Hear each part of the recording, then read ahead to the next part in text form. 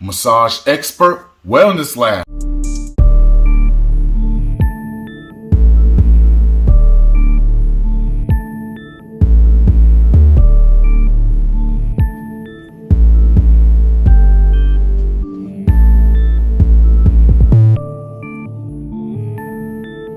So I get my fitness done on my massage table because this is where I feel the best. This is where I feel like the king. I'm the king in the massage room and in the gym.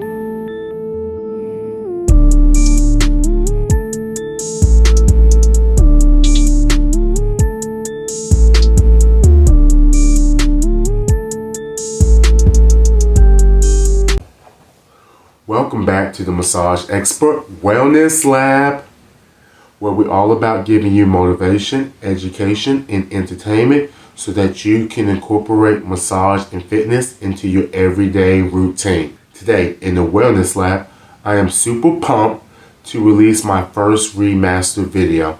I've been researching and working on learning how to edit videos so that I can take my content and make it more entertaining for you.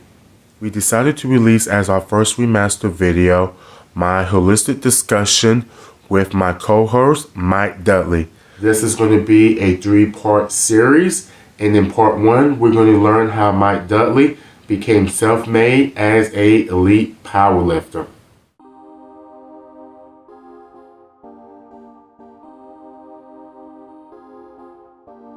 Today in the Wellness Lab, we are going to be interviewing a 3-time world champion in powerlifting. This person is also in the Navy and also wrote a book. I am so glad to bring on Mr. Mike Dudley from Lumberton, North Carolina. How you doing today, Mike? Hey, what's going on, brother? Let's go ahead and begin. So tell me a little bit about yourself. What should me and my viewers know about you, Mike? From Lumberton, North Carolina. I compete in powerlifting. Done pretty well for myself. Made it to the World Championships a few times. I'm in the United States Navy. Been serving for the last 14 and a half years. I just picked up a new hobby of writing. Published my first book back in September, A Life of Lifting with Mike Dudley. It's on Amazon now. Awesome. So we're going to be discussing all that. We're going to discuss about you being in the Navy, about your competitions, and then also about your book. And we're all going to be relating this to your self-care. I mean, with you being in the Navy, how does that affect your competition or your training for Team USA for being a powerlifter? It has a good effect on it, or it's more challenging trying to juggle two things with two separate goals, because the Navy wants to keep you at their standards, and then for you to be able to compete at a certain level of powerlifting, you have to kind of be toward their standards as well. So the Navy wants me to be about 145 to 155 pounds. I weigh 225 on a normal day. It's a challenge trying to train for both. You know, the Navy has you running every day, push-ups, a lot of calisthenics and things, and powerlifting is polar opposite, strength training, lifting weights and everything.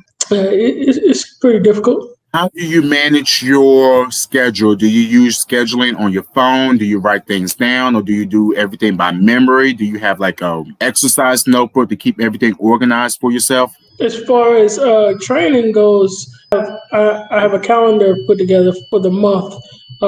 It's on my phone, it's on my wall, and it's on my computer. It's everywhere. I don't want an excuse to not know what I got going on for the day. So yeah, I track it mainly through my cell phone, sending alerts and things so I can pick it up anywhere that I'm at to help just to keep me on my program. We do need to make sure that we keep notes, mental notes, physical notes, so that we constantly have reminders of our goals so that we can achieve those goals.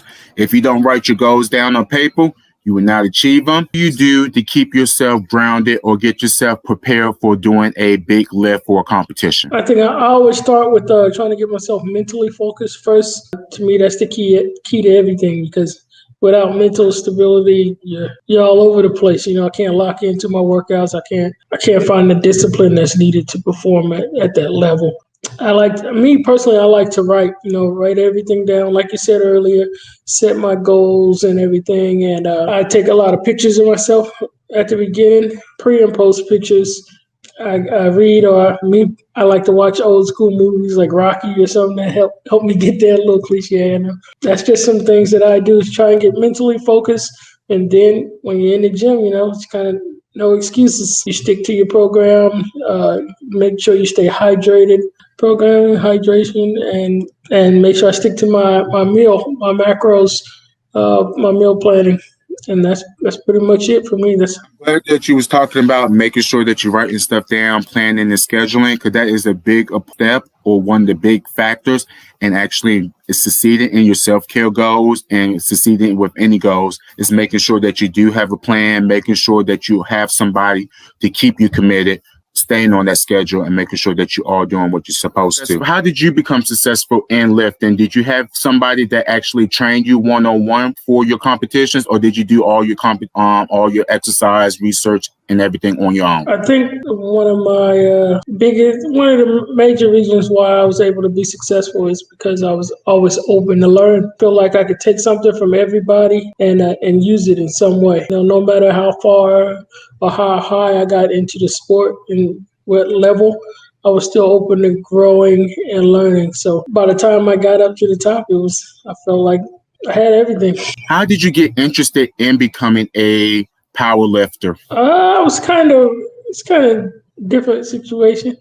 I was lifting, like I said, came from Lumberton High School. We had some great coaches there.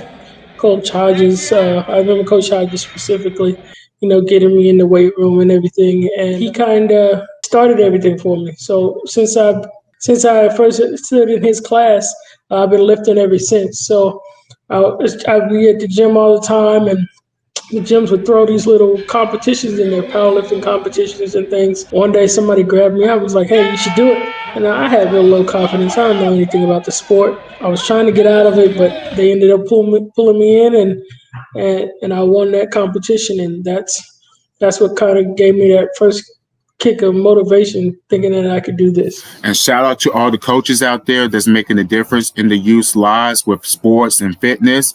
Same thing with Coach Gaskins, the basketball coach at Lumberton.